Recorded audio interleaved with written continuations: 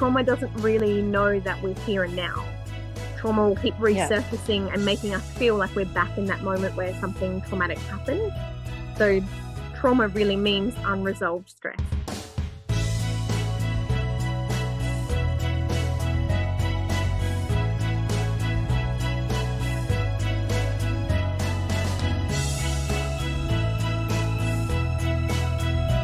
Welcome to Modality Mavericks. I'm Mandi, I'm your host, and here with me today I have Noni Croft. Now, Noni Croft is a holistic trauma counsellor, and she's also a EFT practitioner, which means emotional freedom technique. Am I right, Noni? That's right. First of all, just briefly, I would like you to unpack what EFT is and how it looks to a client coming into your session. Yeah, absolutely. Such a wonderful question. So emotional freedom technique is the fourth wave of psychology. So it's in the energy medicine category of psychology. And what it does is it works on the meridians of the body I'm going to talk all fancy words, but it affects and impacts and changes the response in the amygdala in the brain, which is responsible for flight, fight, freeze, and fawn. They have all those like response hormones as well, those stress hormones as well. Absolutely.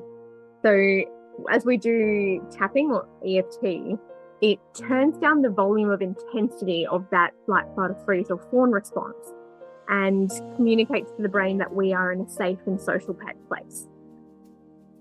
Oh, that's excellent. That's an excellent breakdown as well. So what inspired you to be a practitioner of EFT? So I have a deep and rich trauma history myself, which I found the use of EFT was so deeply powerful and moving and transitions me into more peaceful, more gentle places of my life. So I became a practitioner so I could not only work from our thoughts into our body, but also somatically from our body to our mind. So have that really combined therapeutic process where we talk about what we're feeling, but we also integrate it into our bodily experience. Yeah, so it helped you a lot with your own healing journey. Definitely.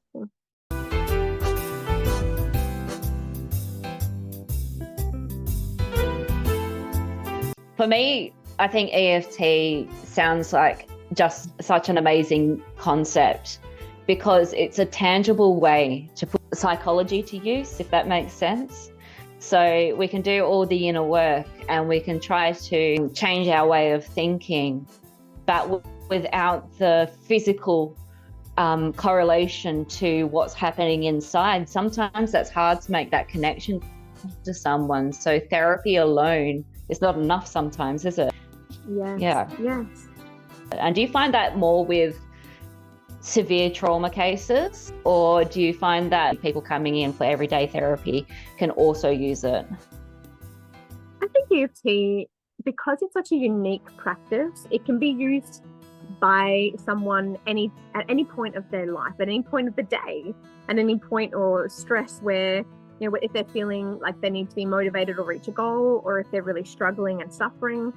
It's something that you can take home from a one-on-one session and continually use. So it's a very supportive practice that you can continually use no matter where you are, no matter what you're doing, whether you're on a plane or at home on the couch. And particularly with trauma doesn't really know that we're here and now. Trauma will keep resurfacing and making us feel like we're back in that moment where something traumatic happened. So trauma really means unresolved stress. And we all have unresolved stress. So we all have various layers of trauma. But when we integrate them rather than pushing them away, or rather than them constantly surfacing and we're like, this isn't an appropriate response to, an inconvenient, I can't get the paper towel out of and dry my hands. Why am I bursting into tears? So what EFT does... To be honest, we've all been there, haven't we? Minor inconveniences. Why am I losing my mind? So what EFT does is takes that really emotional, very visceral experience and puts it back where in our lineage of time in our body where it belongs. Because our body doesn't know time. Our memories don't know that we're here today. They will constantly be bringing back up those experiences and making us feel them until we resolve them.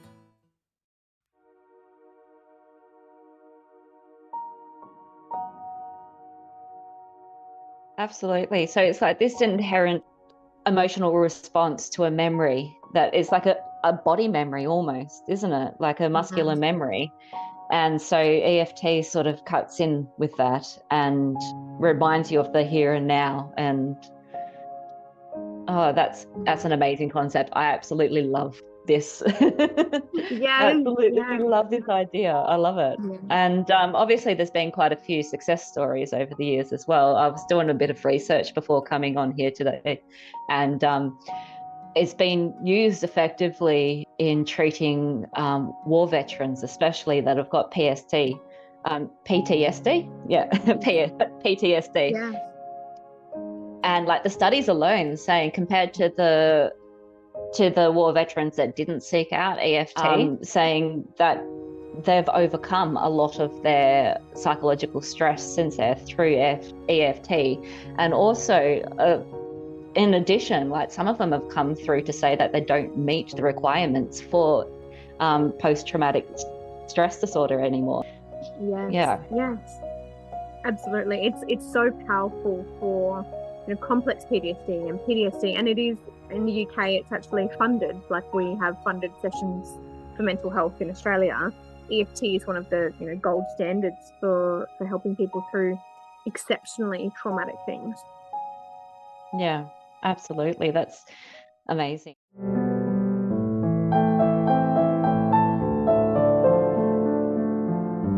It's a deep practice of self-acceptance. So much of the words that you speak when you're doing EFT are about deeply acknowledging where you're at. So rather than hoping to be somewhere different or just feeling completely underwater with all your problems, it's simply just bringing them to light and holding them and acknowledging them without trying or forcing extreme change. So it's more accepting, the deep practice of self-acceptance. Yeah. Oh wow. And that's really powerful. That's the key to healing from such trauma, isn't it? Yeah. And be it our emotional state or our physicality, if we have thoughts and feelings around our body or thoughts and feelings around our mind, which aren't helpful for us right now, practicing that deep self-acceptance moves us organically to where we could be to be healthy. Yeah, I can love me better than you can.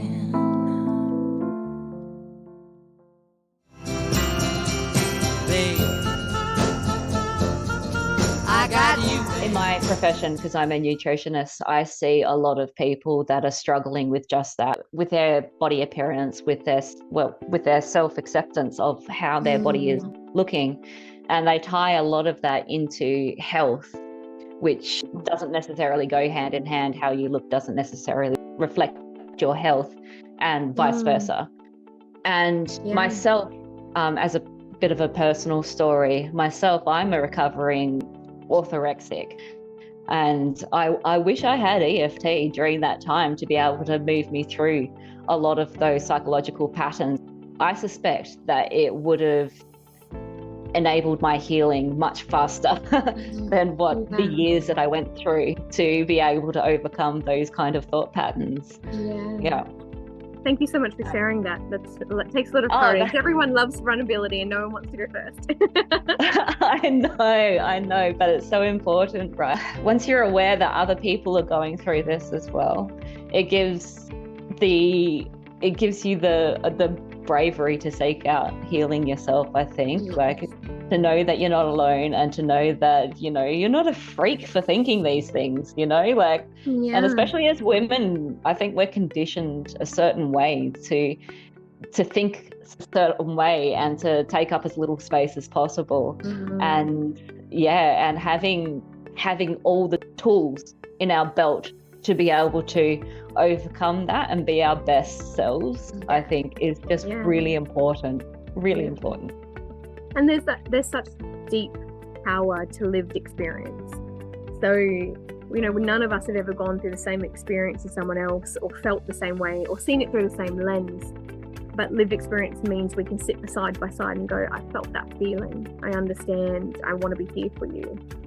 And I think absolutely. That's so it just, yeah. Yeah. Because you can have empathy or you can have sympathy for someone, but drawing on your own experiences, I think is, as you said, like it just resonates so much better with whoever you're talking to.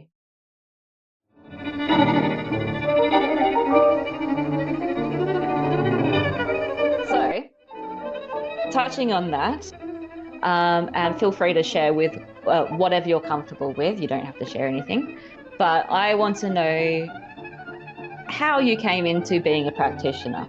So, and this could cover what kind of training you had to go through, what kind of lived experience that you had that sort of motivated you towards seeking out this technique, but also your journey along the way. How did your journey go into becoming this practitioner? Yeah, I think it's a wonderful, beautiful, complex question. Oh, it is. Sorry, I tend to ask layered questions like them. That. So it's wonderful.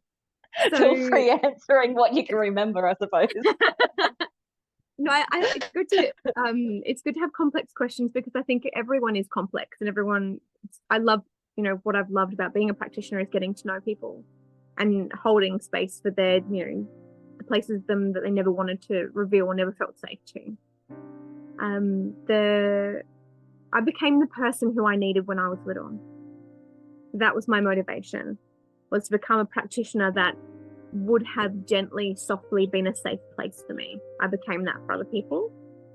And EFT for me was that aha moment where I had been, I was living straight out of high school, in a caravan at 17, so I could escape both over a decade's worth of childhood sexual assault from family members and members within the church, and so I could just have some freedom, and so I could have the ability to heal, because intrinsically I knew something was deeply wrong in the culture of what I was experiencing. And I've started to put myself through therapy, so I've invested quite a lot of time in therapy myself. That's amazing for a 17-year-old to recognize that they need therapy, though. Like, that takes a lot of insight, a lot of personal insight to be able to reach out and gain help. Like, well done you for doing that. That's an amazing achievement. Yes. So I think that's been about 17 years now that I've had my own therapeutic processes, but EFT was the most powerful, shifted and made room within me to step into the things that I did want, like love and success and the ability to be a soft place, and children and a marriage, and make room that trauma robs from us, because trauma holds us back from trusting, from loving, from self-acceptance. Yeah. So EFT made so much space for me to have that in my life, which I do now.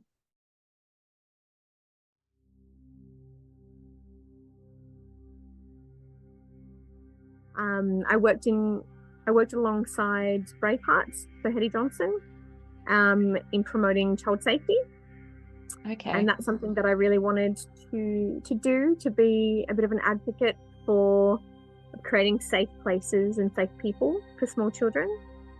And I was in a documentary when I lived in regional Queensland about trauma to triumph, so that showing that trauma can absolutely shift and mold and change and hinder us, but we also have a choice.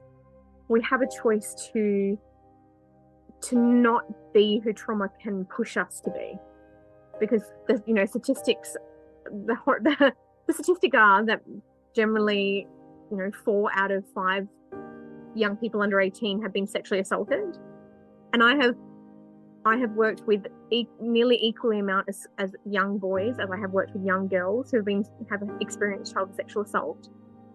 And so much of it is not reported. So we don't even know the real reported numbers of assault against young people.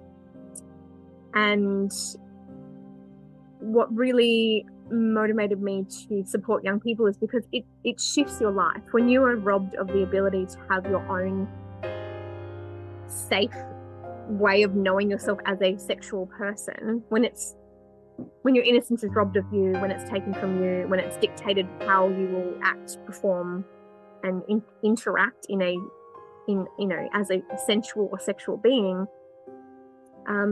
it can be catastrophic to how you then interact with your peers in the future, how you have relationships in the future, how you relate to yourself.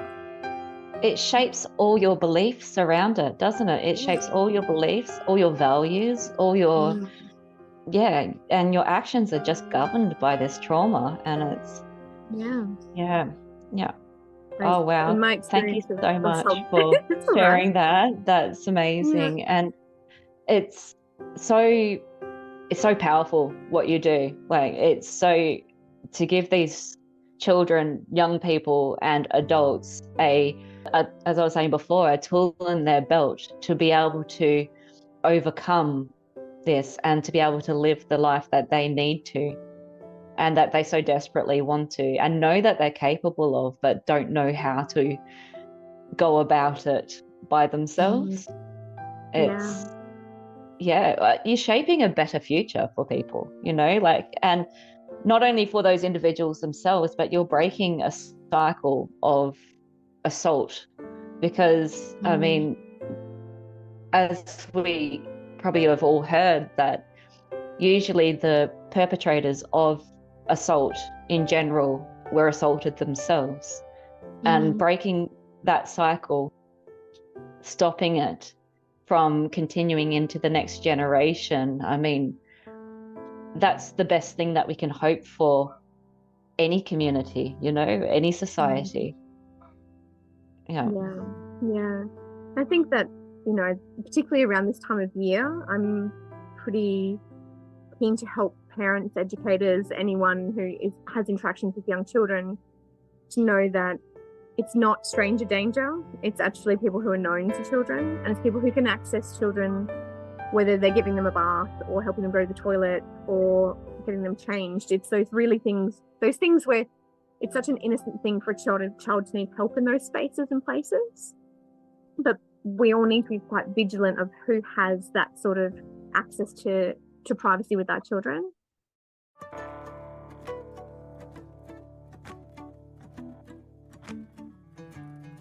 We need to be empowering our children to in my family, we have surprises. We don't have secrets.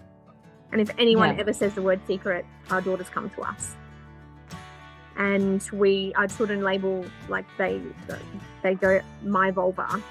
It's not, because vagina is the internal part and vulva is the external.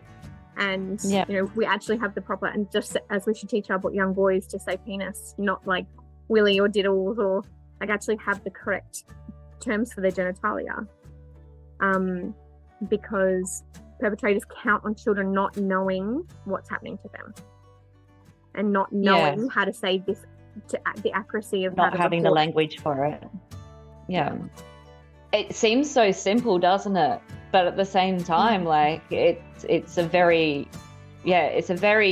good way to empower these children to be able to recognize autonomy and recognize where their boundaries are, and what is and what isn't safe behavior. That's right. And letting them have a voice about it, and not making it taboo or weird, or actually empowering them to be like, if you ever feel uncomfortable, if you have that ick feeling in your stomach, it's okay. You will never ever get it. You will always be celebrated for being honest. You'll always be celebrated for telling me if someone told you to keep a secret. You'll never be in trouble if someone says something that makes you feel yucky and you tell me. Yeah, absolutely.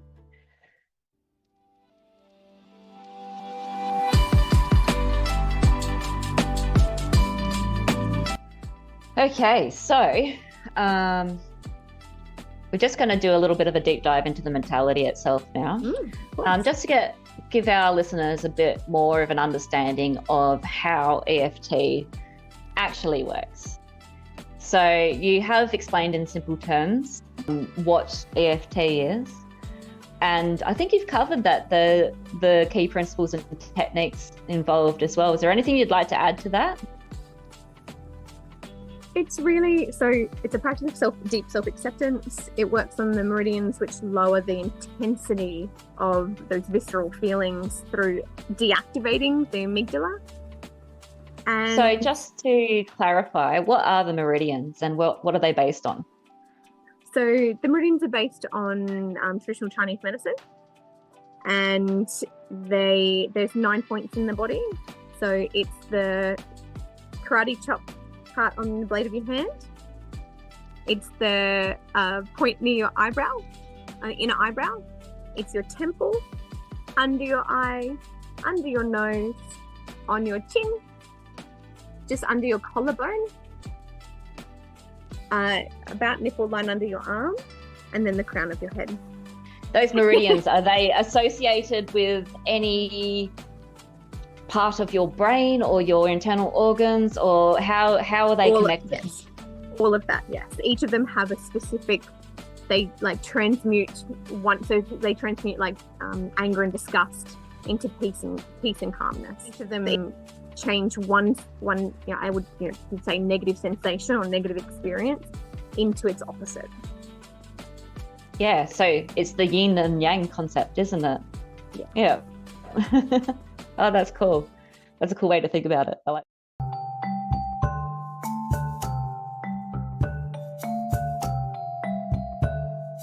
I know a lot of people, and myself included, have experience of anxiety and depression, which is very, very common. Sometimes not all that treatable through just regular therapy. Yeah. Do you find that EFT is particularly effective in treating those kind of conditions? Yes. So there's actually a really beautiful analogy. May I offer it? The sensations in our body is like a tabletop. So on the top of the table is I am anxious. I'm experiencing anxiety. And when we talk about it, we go, I'm anxious. We just tap on the table. We just knock on the table and be like, oh yes, this is an anxious feeling existing in me. When we do EFT, we say there's thousands of legs that uphold this belief of I am anxious. I'm experiencing anxiety. When we do EFT, it looks at the legs that uphold that belief and knocks them down. Oh, right. So if we go, or that time that I was late made me anxious, or the time that my parent, friend, family member said that I wasn't good enough, hold that table up. So all these lived experiences form this sensation of when I drive, I'm anxious, or when I go to an appointment, I'm anxious, or all these beliefs uphold it. So by working on the underlying beliefs, we knock that table over. So therefore you get to build new neural pathways of going, when I go to an appointment, I'm organized and early. So it's training your brain to think positively about the situation and to overcome these feelings of anxiety and not trigger those feelings of anxiety in the first place. Yeah, I've been very blessed to learn from Dr. Peter Stapleton, and she's one of the leading Australian EFT practitioners and researchers. And the best analogy that I've come up with to explain to people what happens neurologically is, say we have a belief, and say we believe that we're just rubbish at something, we're just no good at something. And every time we do it, it doesn't work out. So we're like, oh, it must be true. And so we end up building this 9-lane freeway where our brain neurons are always like, I'm bad at this. Or I can never lose weight, or I can never exercise, or I'm not good at relationships. And this 9-lane freeway in our neurological pathways just fires all the time. And so we're always getting that experience.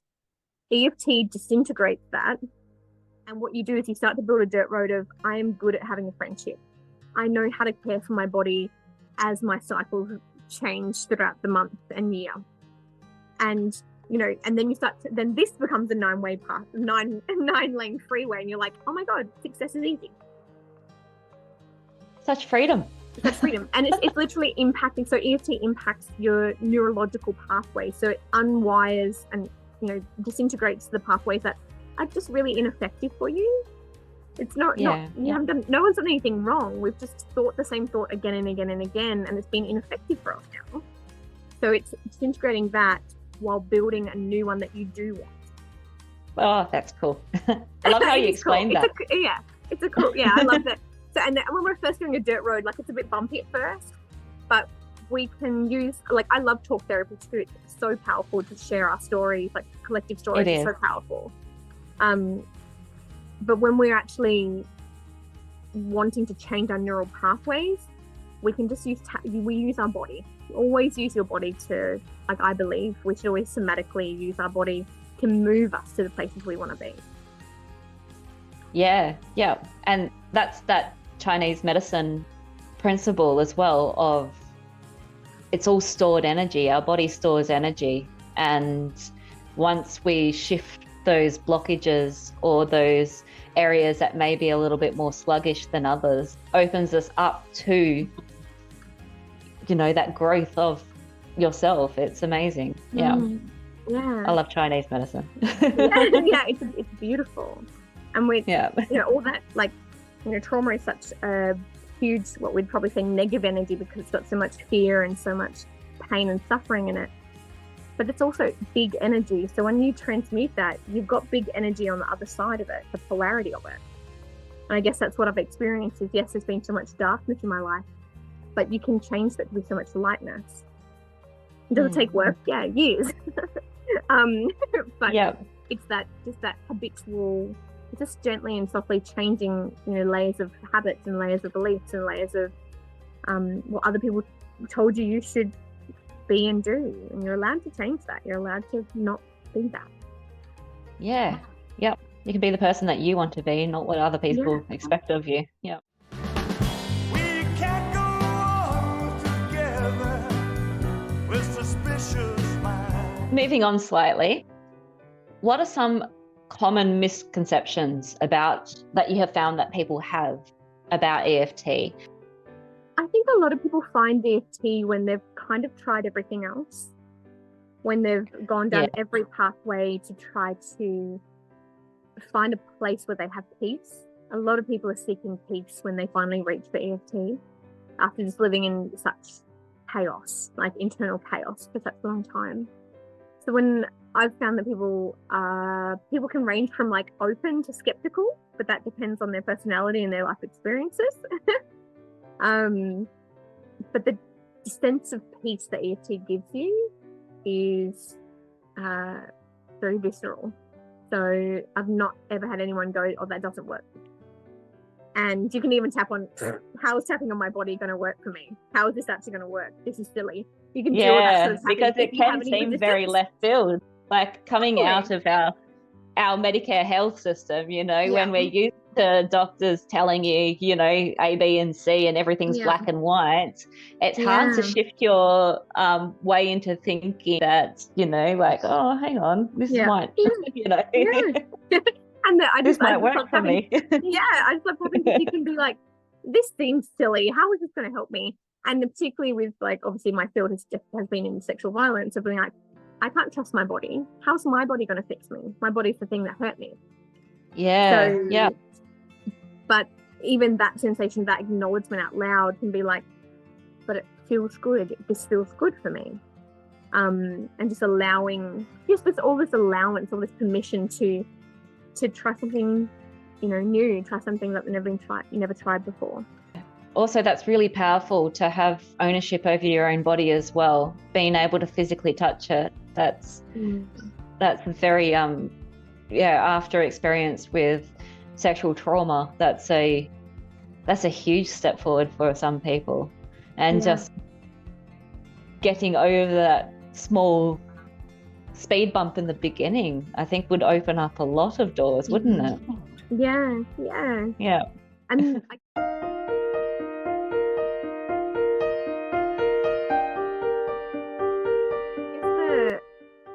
the the one thing that can be a stumbling block for people is that EFT is best when it's specific. So, and what I mean by that is you can tap on like, oh, I was feeling upset, this upset feeling, I was upset.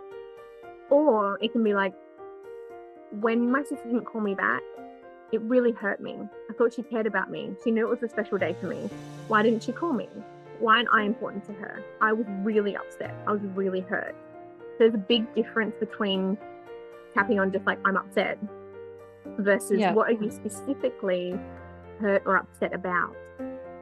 Because it's that, you know, that emotional and hormonal imprint of stress that we want to access, tap on and reduce. Yeah, you want the trigger, not the feeling itself. Yeah. Wow. Oh, that's a really good point. I like that.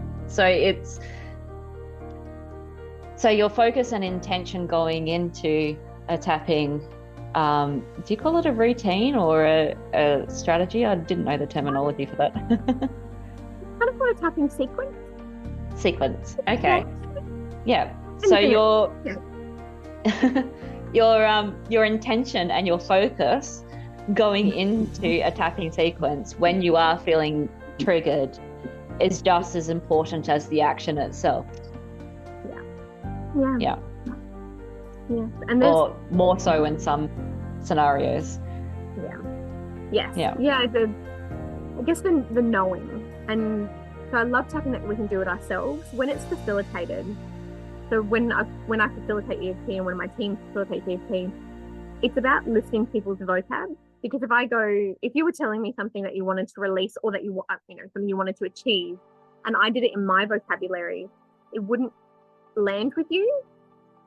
So if you've got a practitioner who's a really good listener and can pick up what you're saying and what's really the words that are really meaningful to you, and it's generally anything you repeat here's a life hack, everyone.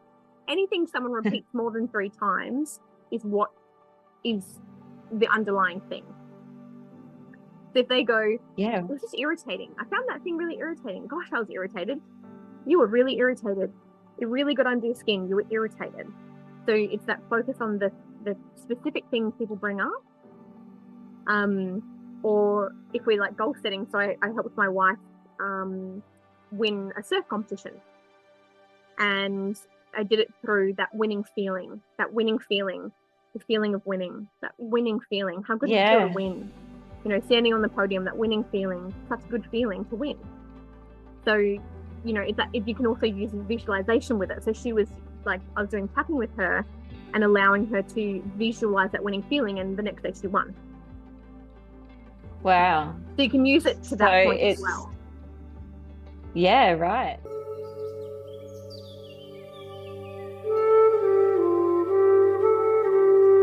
Sounds like it works a lot of levels on how manifestation works. Yeah. You know, like setting your intent and following through with those actions and visualizing what it would look like for you, what your outcome would look like for you, imagining how that would feel for you. That's powerful. I really like that. It's really cool. And it works on, you know, the RAS in the brain. What we look for is what we find. It works on changing, on turning the brain's volume up to look for the things you do want. So once you tap on the things that you don't want, you're like, you know, I don't have the health that I want. I don't have the relationships or friendships that I want, or the work or the fulfillment or the joy that I want. Because our brain will be like, you know, it'll find it for us, whatever we're putting in there, it'll find it. So it works with fertility. So if we always see, if we want to be pregnant, we always see pregnant people. That's our RAS working hardcore, looking for all the things we want. We can work on going, you know, my body's at optimal health to sustain life. You know, my body can sustain life. I can give life. So we can work on those things. Or you can be like, you know, someone's going through fertility challenges and be like, I'm so angry at my body, or I'm so disappointed, or I'm not a vessel of life. And all those things, work on those first. And then you start to point your RAS, the part of your brain which reticulating, Google RAS in your brain and point your brain towards what you do want. Yeah. Yep. build the neural pathway to tapping to get there. Yeah, because we know that your mindset and the way that you think about things completely affect your health, your physical health. Yeah. And it's confirmed with scientific research now that our physical health is directly related to our mental health and vice versa, and our emotional health is a lot of that as well. So half of overcoming your physical ailments, or half of overcoming your physical concerns, is how your mindset is. And if we tell ourselves that we're capable of healing and we're capable of, for example, sustaining life if you want to be pregnant, that's half the job already done. Yeah. That influences so deeply into the physical realms of your health.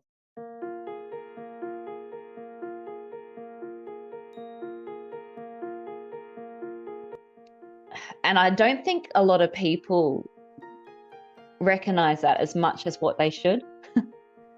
Yeah. They seem to view physical health and mental health and emotional health as three separate entities.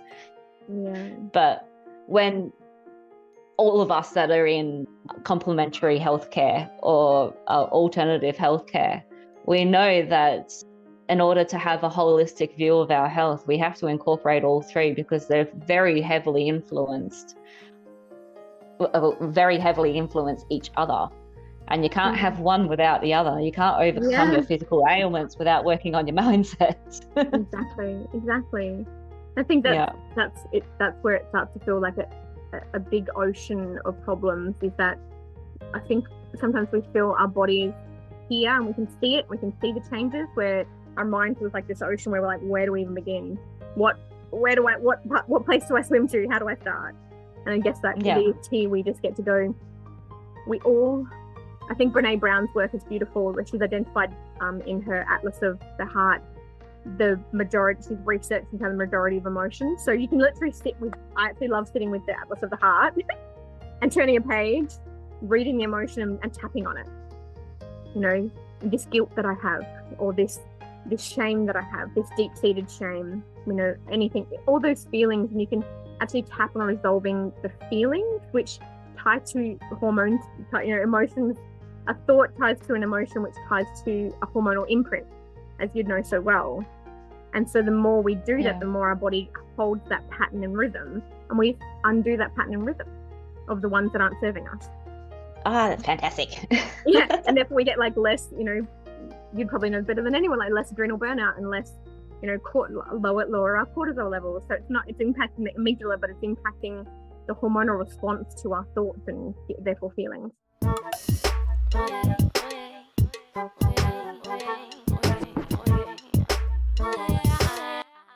Yeah, and that's a huge one. I feel like with women in my life stage anyway, all of our stress hormones are amped in this stage because of our other adrenal burnout, or adrenal fatigue is a huge thing that women between the ages of, say, 35 to 50 experience, because on top of all these physical changes within our body and our emotional changes because of all of our stress hormones, we're still heads of our family. We're still keeping everything together. We're responsible for lives. We're responsible for careers. We have clients. We have, you know, people who depend on us. And so when we're holding all this space for everybody else, we tend to take a back seat. And I mean, I know women do this. You can't say, oh, no, I don't, because you do. You do. Even if you don't realize you're doing it, even if you have self-care that you think that you're doing, it's not as much energy as what you're putting into everybody else. So having, I think EFT and having a sequence like that to be able to bring yourself back down to neural regulation in those heightened moments is such a powerful tool to have in your belt. I can't find another analogy for that, but yeah, absolutely. it's very practical as well. And I think that's what I love the most about it, is tangible and it's practical. Because when you're in the heat of things and you're upset about something, or you're triggered and you're raging because of all this PMS that's happening, it's hard to take a step back and think to yourself, no, this is happening because of this, you know? Yeah. But if you have a physical response, like a muscle memory to go to, it forces you to think about it, doesn't it?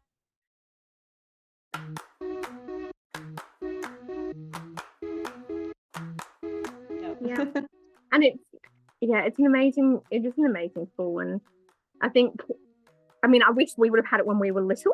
Because it would have been amazing to have it as, like, you know, the foundational thing you went to. Our 4-year-old, she knows how to do it. So I've taught her the children sequence, and, you know, children get dysregulated easily because they're little and they're learning. But when it's actually really beautiful. She'll be like, even though I'm mad doesn't mean I'm bad. Even though I'm mad doesn't mean I'm bad. So she'll walk around tapping on herself and self-acknowledging that even when she's angry or having a big expression of a feeling doesn't mean that she's a bad person, because that's such a you know, that's what little kids do, is they see themselves as inherently bad rather than what they're experiencing to be unpleasant. Oh, that's amazing. I'm going to have to teach my son some, I think. Yeah. And walk it's him really through nice it, because like, especially with kids, I'm thinking now, like, neurodivergent kids who have this ingrained belief that they're naughty children because they aren't able to act like neurotypical children. Yeah. It'll be such a resource for them to be able to do that, and to be able to change their pattern of thinking of, I'm not naughty. You know, I'm a good person. It's an unpleasant feeling. I'm not unpleasant. I'm not a bad kid. And just to, like, have that self-soothing technique where they're empowered to do something for themselves, because it's pretty condescending to anyone when we're like, just take a deep breath, because in fight, fight, or freeze, the last thing you want to hear when you're in the moment. We're not taking deep breaths. It's half the problem. So, like, being told to, to a child, just take a deep breath, just breathe. Just breathe is ineffective. It's actually condescending and actually, you know, derails them further. So we can have this best intention as a parent to be like, just breathe, just relax, it's gonna be fine. But if they could breathe and relax, they wouldn't be in the state they're in. So if they can be like, I'm really annoyed, I'm angry at my brother and my sister, I'm so annoyed, I'm angry at myself, I messed up, but I'm still a kind kid, I'm still okay. You know, but they can just have that self-acceptance practice. And if they start young, they've got it for the rest of their life, you know? Yeah, other than absolutely. us adults, where it takes, like, a lot of practice to be this to be our go-to. So me and my wife will, like, walk around being like, even though the house is a mess from the children, we can always clean it up. You know, they're only little ones. They just want to play. You know, we can, instead of being like, I've got 1,000 things to do, but the most important thing is these 2 babies right in front of me. Yeah. You just, like, constant reminder.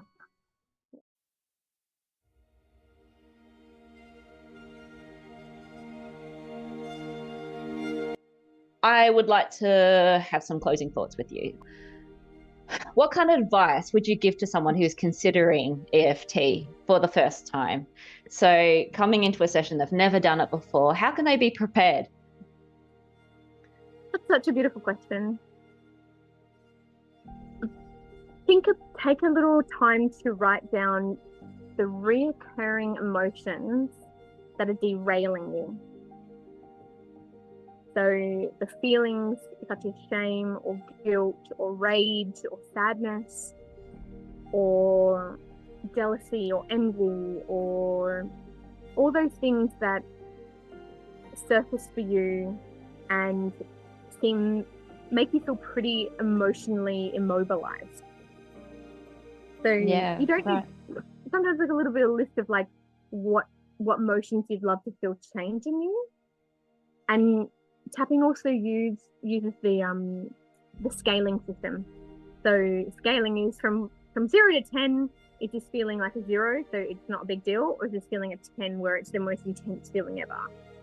And as we go through the tapping sequence, you want to, that, you know, we might start at a 10 and the feeling is really big. And then as you move through the sequence after you finish, you might be like, that's like a 7 now, that's gone down. The volume has been turned down. And then you really ideally want to get it to like a 2, because a 2 is more manageable. Good mental health isn't about not feeling. That's actually very poor mental health. Good mental health is the ability to feel without it pushing you off a cliff. Yeah, that's a very important distinction to make.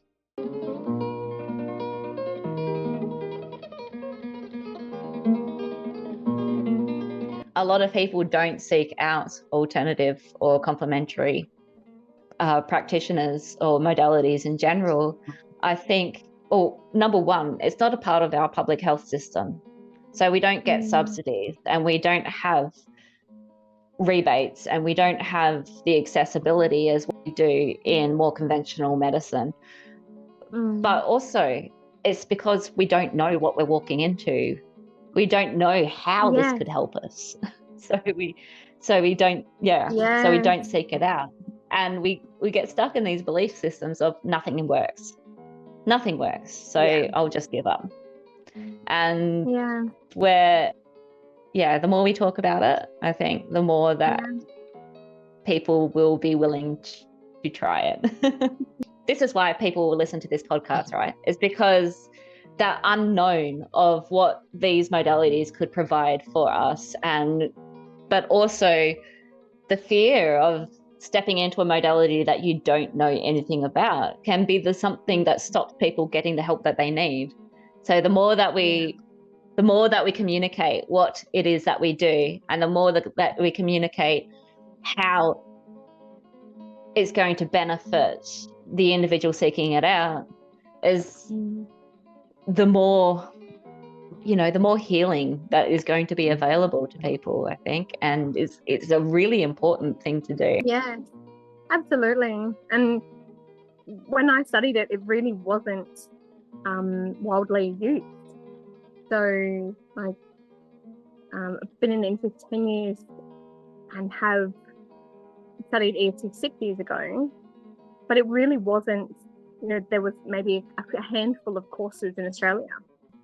Wow. So do you find it's more widespread now? Yeah. So as I guess it's called like energy medicine. It's a fourth wave of psychology. It's this understanding that we're not just a mind and a body. We are, interconnected. Every cell in our body is interconnected, and it ties in with, our vagal nerve and all sorts of great science. It's just trusting our body to heal itself. Yeah. And what have we got to lose? At the end of the day, if someone was coming to me like, I want to try EFT, but I don't know what to think about it. It's like, what have you got to lose? At the end of the day, we can either feel a little bit worse, or we can feel a little bit better, but at least we're taking that step forward to do something, to take some action on shifting the feelings which are making us feel so unpleasant. You got everything to gain and nothing to lose. Yeah.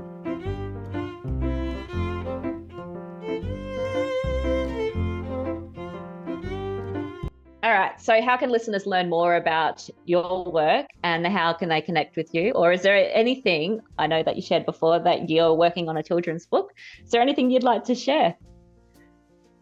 So they can connect with my beautiful team. We're on Instagram and you can find us there. We've also got an online calendar, so you can book directly online with either of my team at the moment, and they're just the most beautiful human beings on earth, Montana and Taylor. And yes, I've actually used tapping to start to pursue a dream of mine to publish a children's book. And that is a kind of beautiful thing, that once you clear all your suffering, you can start to tap on what you do want to achieve in life. And I always wanted to leave a legacy for children. Yeah. All show notes will be added to the podcast episode wherever you find us. So you can find Noni through those links. All right. Thanks I so think much, these are the Mandi. closing comments. And yeah, again, thank you so much for coming on to Modality Mavericks. It's an And absolute your practice and what you do is so needed. And I just want to thank you for seeking it out and sharing that with people and empowering people to take charge of their lives. It's such a powerful technique. And yeah. Thank you so much. And I think it's so beautiful that you're connecting the community, connecting people to what can move them forward in their life. That's really a very powerful influence that you're being in the world. Oh, thank you. All right. Goodbye.